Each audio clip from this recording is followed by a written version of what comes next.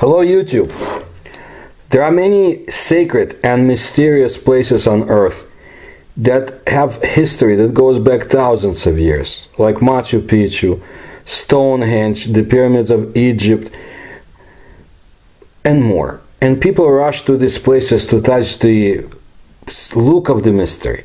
But Ukraine has its own Stonehenge, a sacred and even mystical place, a historical and archaeological reserve, with a somewhat formidable name, Kam'yana Mohyla, in the Melitopol district of the Zaporozhye region. What concerns me in the early April of the year 2022 is that we do not know if the Russian military occupation controls the whole area. The invaders control Melitopol, and I hope that the brave Ukrainian troops will soon liberate the city. But I have not been able to know who controls the archaeological reserve, and I tried to find out. This is important because this is not just a reserve, and I think the Russian authorities know this quite well also. Kam'yana Mohyla in Ukrainian, Kam'yana Mohyla in Russian, literally means stone grave or stony grave, an archaeological site in the valley of the Molochnaya River, meaning Milk River, about a mile from the village of Tarpinya, Zaporozhye region, Ukraine. The petroglyphs of the stone grave date from the Upper Paleolithic, so-called Kukrek culture, to the Middle Ages, and the images of the Stone Age are of the greatest archaeological interest, well, at least to some scientists, because not everybody agrees on the dates. Ukraine, as I told you before, is full of mysteries. One of such places, shrouded in mysticism and mysteries, is the Kam'yana Mohyla Nature Reserve. A huge number of incredible stories and legends associated with this place arouse genuine interest for those who want to visit it, or could visit it.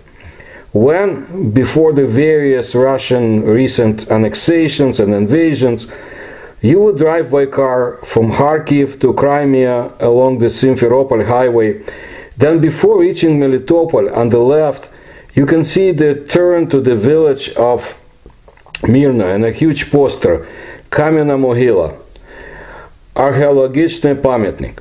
Turning left and driving only a few kilometers, you will arrive at a fenced nature reserve located right in the steppe, like, savanna or the plains, that's what I'm referring to.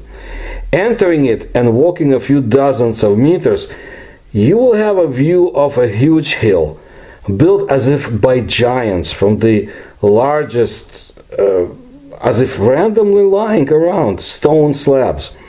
The place fully meets this criteria. Its interesting feature is that it is one of the oldest temple complexes on the face of this planet. Thousands of people of different cultures lived at this place at various times. Tribes from the era of the first post-deluge people, also Sumerians, Scythians, Amazons, Sarmatians, Huns, Goths, Khazars, Polowets. One nation replaced another, but always this place remained the temple center, where various tribes and peoples performed their divine services. This open-air temple is more than 3,000 years old. I think even more than that. According to some, this is a powerful energy center of our planet.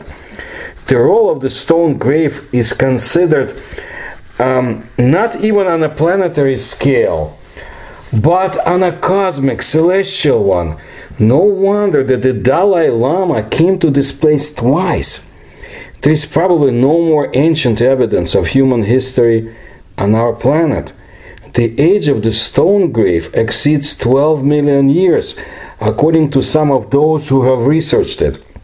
At the end of the last ice age, the so-called Dnieper glaciation, the water flows of the melting glacier, directed to the south, washed out a kind of stone island here, and due to the process of deepening the channel of the Molochnaya River flowing in this area, the island has risen above the level of the surrounding landscape. Under the influence of external destructive forces, erosion and weathering, the shield of sandstone eventually split. Debris under the influence of gravity slid down the sand. This is how this rocky hill was formed, dotted with passages and grottos inside. Today the stone grave, numbering about 3,000 slabs, rises 12 meters and stretches over an area of about 3 hectares. Indeed, stone grave is an outstanding historical and archaeological object, but more than that. What is so remarkable about the stone grave, and why is it's the most visited place in this region of Ukraine? Well, 10,000 years ago or more, our distant ancestors, primitive people, left their autographs here. Images on stones, petroglyphs, in the 19th century began to attract venerable scientists of the Russian Empire. Petroglyphs in 1887 were captured in his notes by Professor Veselovsky from St. Petersburg, and they were deciphered in 1950 by Bader, scientist who was engaged in archaeology. Experts have studied images of ancient animals, mammoths, woolly rhinoceros, cave bears, and concluded that the stone grave was the habitat of primitive men 14,000 years ago. In the 1930s, the site was investigated by a team of scholars from Melitopol under Valentin Danilenko, who passed away in 1982. The young, in those years, archaeologists claimed to have discovered 30 caves with petroglyph inscriptions, which he dated from the 20th century BC to the 17th century AD. Danilenko resumed his work on the site after World War II and claimed to have discovered 13 additional caves with petroglyphs. The site was designated an archaeological preserve in 1954. The move was intended to prevent the area from being flooded after construction of a water reservoir. During the following decades, the condition of petroglyphs visibly deteriorated. Well, the archaeologist Bader also came to the conclusion that the petroglyphs trace the motifs of the writing of the Sumerians. The images strongly resembled cuneiform signs from the book by archaeologist Pebble, Fundamentals of Sumerian Grammar. We'll speak to this gentleman in the future, if that's what you can call him. It was published in 1923. Later, the researcher of the Sumerian civilization, Ki Fishin, was engaged in deciphering unknown inscriptions and concluded that the petroglyphs of the stone grave are older than the cuneiform of the Babylonian tablets. There is a similar evidence of ancient writing in the world. Rock carvings near Ekaterinburg in the Ural Pisanitsa, so to say, date back to the 18th millennium BC. These inscriptions repeat the texts that are on the stone grave, like a mirror image. Inscriptions on the rocks in the Lascaux cave in France also visually repeat the images of the stone grave. Why weren't ancient texts written in Sumerian? Well, why were the ancient texts written in Sumerian and surprisingly similar to each other, discovered in such remote points of Eurasia? Kifishin suggests that in ancient times the stone grave was the heart of the state of Arata, spread across the entire continent. It was in this main sanctuary that the priests gathered and delivered, as well as stored tablets with texts inscribed on them. Rumor has it that the stone grave is an ancient pyramid that centuries have turned into ruins, or a ziggurat erected by the Amazons. This is one of my favorite subjects, by the way, and I have a very cool video that I'll put a link to in the description to this one about the Amazons. It's a side subject, it's not paranormal, but trust me, most people in the West do not know the full history of the Amazons, and we shouldn't only limit it to the Greek side so forth. There's much more in Africa, in Asia, in the Eurasian territories, Caucasus, and so forth. Anyway, tribes of the female warriors once lived in the vicinity of modern Melitopol. This is evidenced by archaeological excavations conducted in the 1950s of the in the 1950s by archaeologist Triposhkin, and huge number of graves were discovered here in which weapons were found next to the female remains, and its samples were similar to the images on ancient bas-reliefs. After this discovery, the Amazons turned from legends into reality. These courageous and rebellious women professed a secret cult unknown to us. Apparently, the place where they dragged monolithic stone boulders for many kilometers to erect their pyramid was sacred to them. However, after several centuries, the cult gradually began to fade, and the irrepressible ardor of the former tough warriors dissipated. They even entered into an equal alliance with some Scythian tribe. By the way, it is believed that the Sarmatians are descendants of the Scythians and the Amazons. The Amazonian temple, erected in the steppe by hard-working women, remained a sacred place. Only completely different people worshipped their deities there as centuries went by. The Crimean Tatars, for example, had the following legend about the appearance of the stone grave. Bogur, the hero, who was guilty before Allah, had to drag boulders broken from the nearest mountain to the banks of the Molochna River as a punishment, carefully folding them in that place. But in order to finish the work faster, Bogur decided to cheat. He folded the boulders loosely, and when most of the work was over, the hero, dragging in another stone, stumbled, fell, and got stuck in a wide gap between the boulders. No matter how hard Bogur tried, he couldn't get out from there, and he starved to death. It was the punishment of Allah, according to the people who present this information, because it is sinful to deceive. At the behest of God, the wind quickly filled up the gaps between the stones, forever burying the body of the hero. It is said that his bones can still be found in the stone, in the mountain of the stone grave. The exact origin of this steppe phenomenon is unknown to anyone, and the first documentary evidence of its existence dates back to the late 70s of the 18th century. It was then, during the Russian-Turkish War, by order of the Russian military commander Suvorov, a Kazakh post guarding the postal tract was set up near the Kamenная Gora. By orders of Suvorov, the hill was called a miracle of nature.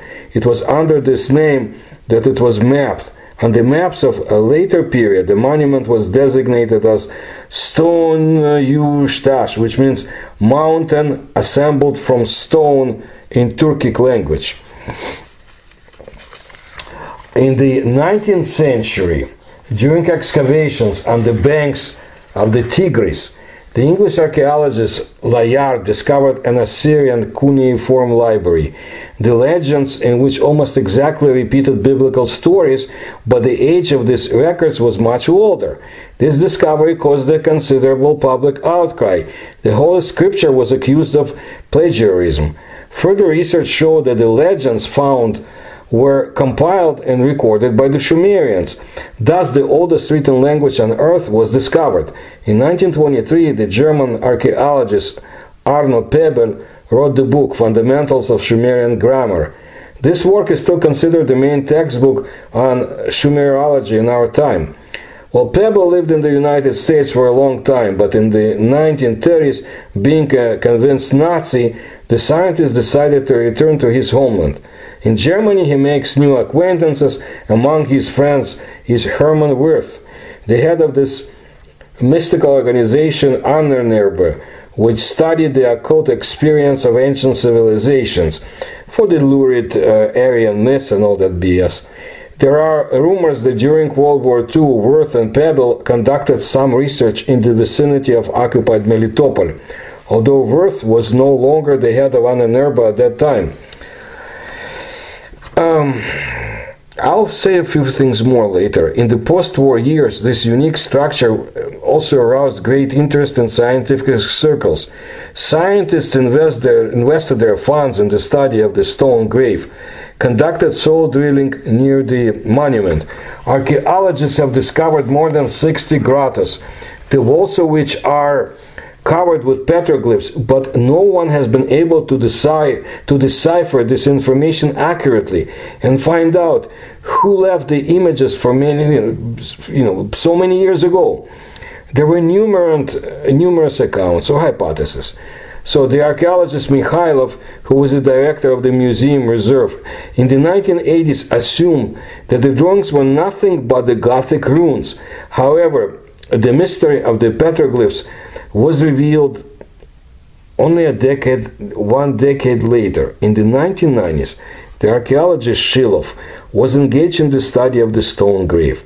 His attention was attracted by one interesting fact.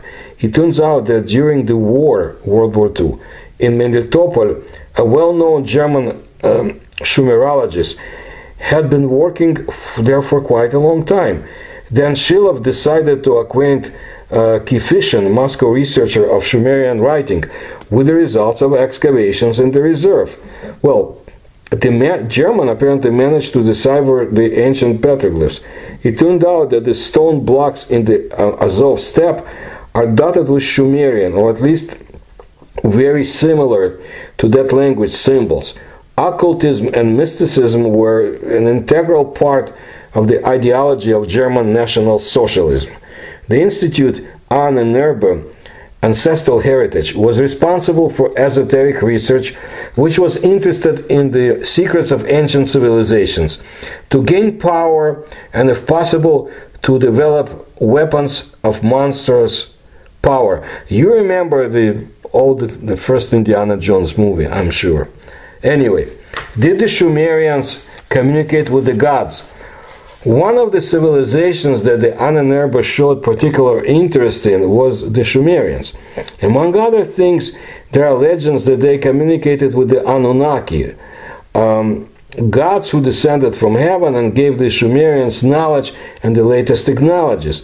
And the Sumerians, according to the ideas of the ideologists of this lurid Ahnenerbe, were Aryans, which only increased interest. The ancestral heritage attracted the best German Sumerologists of that time. For example, Arno Pebel. According to his scientific work, Fundamentals of Sumerian Grammar, published in 1923, researchers of Sumerian writing, people are still studying it. Well, when he lived for a long time in the United States, he founded the Institute of Sumerology. But again, he returned back to Germany in 1930s. And here he was greeted with open arms by Hermann Wirth. Again, he was the head of the Ahnenerbe, and at that time, he was the member of the SS. So, Pebble accepted Wirth's offer of cooperation, having developed a whole program of scientific research. The sphere of interest of Pebble and Wirth included the stone grave, this mysterious object in Ukraine, which was beckoning them with its mysteries. The stone grave, as I said, is a stone mound with grottos and caves in the open area, and there are also some sculptural structures, obviously artificial in nature. Pebble believed that the stone grave contained the remains of Sumerian culture, which increased its importance for the Ahnenerbe, because Mesopotamia, the place where Sumer was located in ancient times, was inaccessible during World War II. There was a puppet government, so to say, controlled by the British, sitting in Iraq and declaring war on Germany. By the way, the British beat the hell out of the locals who... there was an uprising to help Nazi Germany. It was crushed. And I know the Assyrians played a good... important role in it. Assyrians, that's different from Syrians. Anyway, Iran was occupied by Great Britain and the USSR, so the Nazis could not get to Mesopotamia. After the capture of Melitopol in 1941, specialists or experts from Ahnenerbe were sent to this area, and they even organized the excavation of stone grave in 1942-1943. Look, we don't know about the results of the excavations until now, but there is information that German experts were able to read up to 40 Proto-Sumerian inscriptions. I don't know how much they stole and took with them. Allegedly, they say that the gods descended from heaven on a chariot in the exact place where the stone grave is located. These gods taught the Sumerians writing, farming, and how to build cities. Some scholars claim that the signs on the stone grave are one of the variants of the Epic of Gilgamesh, which is considered the oldest monument of writing, which served the basis for many biblical stories. And then the question arises, what came first? The writing of the ancient Sumerians dating back to the 4th millennium BC, or petroglyphs found on the stone grave? Now, about those flying machines depicted on the rocks. Apparently, there is a petroglyph, I think it's called plate number 37, that dates back to the 4th millennium BC. The plate depicts a cylinder pointed to the bottom, resting on 3 supports. The cylinder includes several sections. 2 of them have portholes. 8,000 years later, in 1965, cosmonaut Leonov from the Soviet Union depicted in the picture a strangely in a painting, strangely similar device, a cylinder with 3 supports with the same details. Leonov's painting shows that the spacecraft has reached the surface of the moon, and the lunar soil is inflated by the jets of the spacecraft's braking engines, just as that on that plate number 37, right? In the grotto number 7 of the stone grave, there is a composition dating back to the 3rd millennium BC. A boat with a spindle-shaped object floating in the sky is scratched on the stone. The primitive author of this quite meticulously cut out the case with a curved line on it, a symbol of movement, and shaded the background. Experts subjected the plate number 19 with the image of a computer to computer processing and revealed a detailed drawing of the disk, a spacecraft with strikingly precise technical details. The first forms of writing, according to many researchers, began to appear about 40,000 years ago, when the prototype of the modern people took shape. At that time, our ancestors were carriers of a special culture, the culture of mammoth hunters. The constant increase in the number of people has led to the gradual decrease in the amount of prey. It was necessary to look for new places to hunt, and hunters had to leave caves located in the west and southwest of Europe, migrating to territories where there were still enough mammoths, including the stone grave location. At different times, the owners of the stone grave were the following biblical people, and not only biblical: Scythians and Sumerians, Goths and Huns, as well as the Hazars and the Polovets or Polovtsians. But perhaps the most exotic of all the people who had ever built their sanctuaries in this place were the tribes of the female warriors of the Amazons. For a long time in historiography, it was customary to consider the testimonies of ancient authors about them as fairy tales. However, archaeological and historical discoveries have confirmed that these tribes really were where they said they were, and the information reported about them by ancient authors correspond to reality. So what kind of tribe was it that lived in the 4th to 3rd century BC on the territory of modern Ukraine? The ancient history of the Amazons goes back to the centuries before, millennia. The first historically reliable information about them dates back to the 4th century BC. And then after the victorious battle of Thermodont, the Hellenes, I guess the Greeks, so the legend says, returned home on 3 ships, carrying with them as many Amazons as they managed to capture alive. In the open sea, the Amazons attacked the Greeks and killed all the men. However, the Amazons were not familiar with navigation and did not know how to handle the rudder, sails, and oars. After killing the males, they were carried along the waves, and driven by the wind, they finally landed in the area, I guess, of the Lake Meotida. This was located in the land of the free Scythians. Here the Amazons disembarked from the ships and began to wander around the neighborhood. Then they met a herd of horses and captured it. Riding on these horses, they began to plunder the Scythian land. Look, the laws that this female tribe used were very harsh. The warriors were brave, they shot accurately with a bow, deftly wielded a sword, rode well, and often won the wars of men from neighboring tribes. The fate of the prisoners who became the husbands of the Amazons was a difficult ordeal. They performed menial work, therefore they were often mutilated, and when the chosen ones were dissatisfied, well, they were simply killed. At the birth of children, only girls were left alive. Priestesses, to the sounds of tambourines and magic spells, burned the newborn girl's right breast with a red-hot iron so that the strength in the right hand would grow, while wielding a sword and a bow. Over time, the militant Amazons nevertheless entered into a more equal relationship with one of the Scythian tribes, whose young men, taking the Amazons for themselves, migrated from their ancestral lands. From this union of the Amazons with the Scythians, the Sarmatian tribe was formed.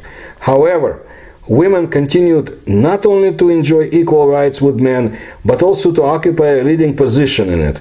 Here is what the Roman geographer of the 2nd century wrote about the Sarmatians. According to Pomponius Mela, Sarmatians do not live in cities and do not even have permanent places of residence. They live forever in a camp, transporting their property and wealth to wherever the best pastures attract them, or are forced by retreating or pursuing enemies.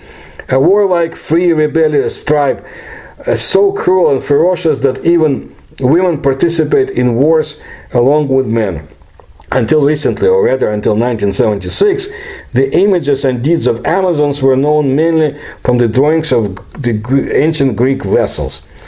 Well, I won't agree with that, but I won't talk about it now. However, during the Molochansk archaeological expedition in 1951-1952, under the leadership of Terenoshkin, 42 Sarmatian burials were discovered, among which many belonged to the Amazonian women.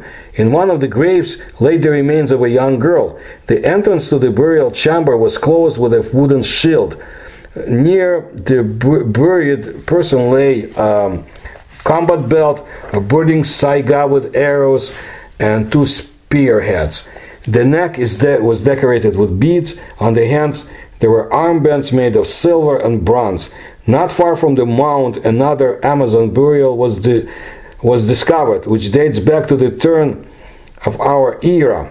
And again, next to the buried one, there are weapons and items, necessary items, a spear, a sword, arrows, but also hairpins, mirror, rings, incense bottles. Hippocrates clarifies that the girl could not get married until she killed 3 enemies in battle.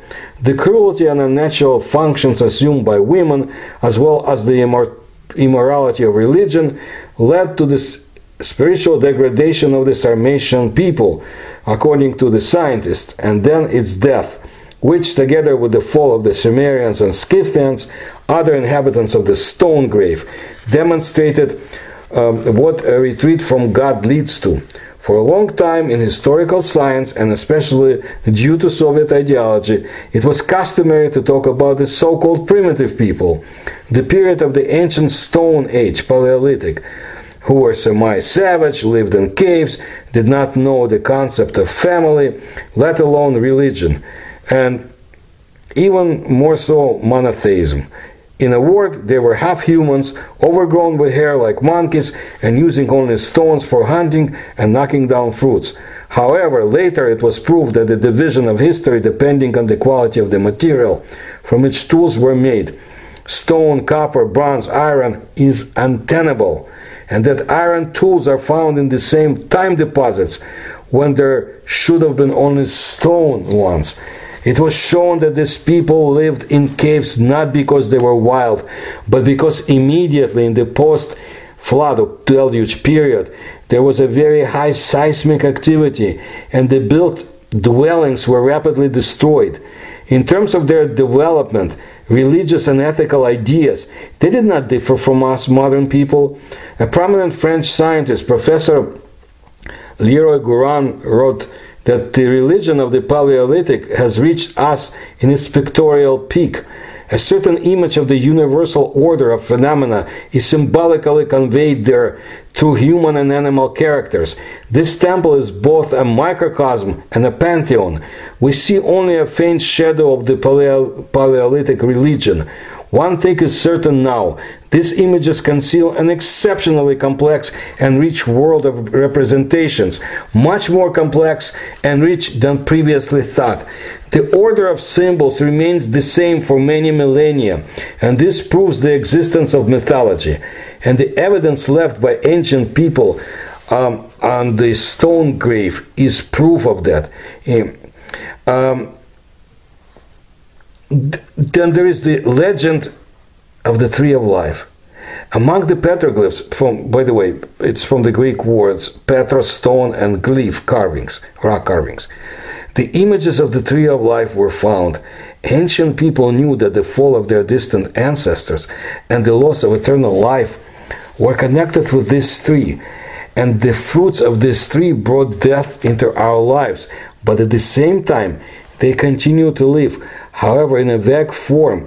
The legend that in the end death would be defeated by God in his struggle with the serpent, and the Tree of Life would give life to people again. Therefore, ancient people often depicted the Tree of Life on burial grounds, which will give life again to the one who lies in this grave. In ancient China and other places, it was the custom to plant trees on graves to give the spirit of the deceased strength and thereby save his body from decomposition. By the way, it is from here that the custom of planting flowers on graves comes. But then there was also the serpent. The snakes were also symbols of evil in Babylon, India, and Egypt. The ancient peoples also preserved the legend that the serpent will be defeated by God, who will return eternal life to people. Myths about snake fighting have become especially widespread. Mythology attributes the functions of serpent fighting to many demiurgic gods. Myths about snake or serpent fighting were widespread in Babylon, Egypt, and India, just like I said. For thus the Rig Veda, the ancient Indian epic, tells that the dragon is Vritru, that he had the appearance of a shoulderless, legless, and armless snake-like creature resting on a mountain. Indra killed the dragon by hitting him on the head, and then instantly a light shone over the earth. Streams of water rushed from the mountains and saved the thirsty earth. The image of a snake, of a dragon Veshap, was found in 1985 in the stone grave. The grotto where it was discovered was called the Dragon Grotto. But one interesting detail is most striking, namely the image of a human foot resting on the head of the dragon. For the interpretation of the image of the human foot on the head of the dragon Veshap from the grotto of stone grave, the plot from Shumer is the most acceptable to scientists, where Ningir, striking the enemy, lowers his mighty foot on him. On the dragon's head in the grotto there are traces of blows with a sharp instrument, a clear connection with the religious rite of murder, and the foot is something other than a symbol of a hero or an anthropomorphic deity who struck the dragon and gave birth to the sun, the sky, and the dawn. The serpent will be able to hit only by the foot, but he himself will be hit in the head by the coming Savior. Information about the defeat of the serpent in the head and human foot has been preserved by many other peoples, being associated with the cult of the hero and God, and concepts, symbols of two principles, life and death. So there may be something in the stone grave that scientists know, but not everybody else does, and not all scientists, and maybe this attracts those who now occupy that territory. By the way, the website of the museum of the reserve, it doesn't work. Anyway, the images, by the way, of the cross belonging to the era of the so-called Stone Age were also found on the slabs of the stone grave. This find on the territory of Ukraine along with the numerous others, once again testifies that the symbol of the cross has a purely pagan origin, to some scientists, I'm sure. In the Stone Age, the Bronze Age, the cross was originally a symbol of the idea of the center and its main directions, or symbolized the sun. Pagan tribes worshipped the cross as a symbol of immortality. Well, for such scientists, the explanation is that the Christians, for them, the cross did not immediately become the most important symbol of the new religion. In early Christianity, in the 1st, 2nd, and even the 3rd centuries, the cross, as the instrument of the execution of Jesus Christ, was despised by the believers. In this regard, Minutia Felix wrote that as for crosses, we don't venerate them at all, we don't need them. Anyway, it's about pagans and Christians, and this is not something I want to get into. But the thing is that the cross symbols were found in the ancient artifacts of the stone grave. So, let me get back to the hunters and mammoths. It so happened that the last meeting place of hunters and mammoths was the lower Dnieper. The cultural and religious traditions of these people are reflected in the stone grave. Migrants from Asia Minor began to arrive in this area at the same time. Eastern farmers at that time did not yet have their own writing, while the northerners brought with them primitive records printed on animal skins. These were various magical signs, memorable dates from the history of individual peoples. All this information was subsequently transferred to the boulders of the stone grave. Initially, the records were applied haphazardly, and later, through the efforts of the priests, the information began to be systematized, which led to the appearance of a formal script. By the 12th millennium BC, the stone grave turned into a kind of analytic center, or analytical center, where councils of priests and tribal leaders were held. Now, there is so-called New Archaeological School in Ukraine. It was started in 2002. Since then, supporters, fans, and volunteers, they research cultural heritage and present it to the public. NAS was founded by the 3 graduates of the Faculty of History of Zaporizhia National University. In June 2018, the school announced the following: mystic location on the beach of the Molochna River, it used to be a full-flowing river before, creates all conditions for habitation and exploration the nearby area. Together with the Institute of Archaeology of NAS of Ukraine, Odessa Mechnikov National University, and the staff of the reserve, there was participation of the Ukrainian-Swiss project of the Kamena Mohyla, #1 site investigation. Numerous cultural layers of the monument are located only a few hundred meters from the object itself.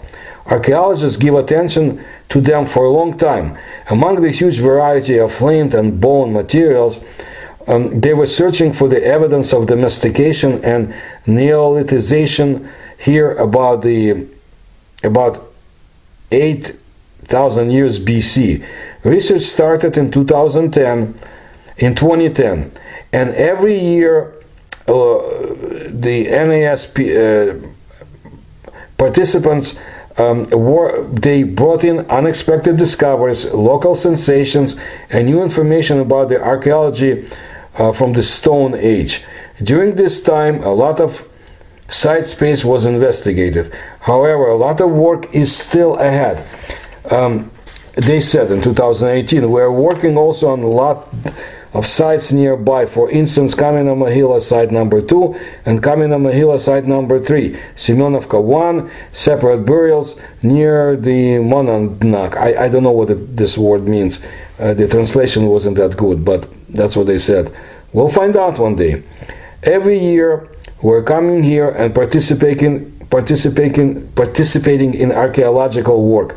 Members of the NAS enjoy listening to Ukrainian specialist lectures and delight visiting this unique monument. Our camp is located 2 minutes walk from the site, and in a few kilometers from the village and from the Molochna River. In 2013, the International Archaeological Conference, with participants from Switzerland, Denmark, USA, etc., took place here. In 2016, with the support of NAS, the photograph from the National Geographic, Remy Ben Ali, photographer, he traveled here and worked here searching for the traces of the first Indo-Europeans. Research of the Kamena Mohyla means not only great time and interesting experience, but also continuous unexpected discoveries. Look, the mystery of the stone grave, Ukrainian Stonehenge, has not been fully revealed. This is what attracts people to the site. I recall that one of those who had studied Kamena Mohyla said the following: and another thing, when a person tries to touch inaccessible knowledge, an unknown force always stops him on the threshold of discovery. Well, at the time of the recording of this video, I kind of know what the unknown force tries to stop the research. We don't know who controls the access to the site, to the knowledge, and to future discoveries. The Russian army is in the area. I am sure there is more to discover in that Ukrainian site of inexplicable energy and mysteries. Yes, Ukrainian site and Ukrainian archaeological reserve, and one day we will find out more about the Kamena Mohyla and its many secrets. I thank you for your attention, and if you can support me, please do so. You'll find the links in the description to this video. Please subscribe to my channel, and I promise to bring you more interesting videos about Eurasia and other parts of the world. Thank you.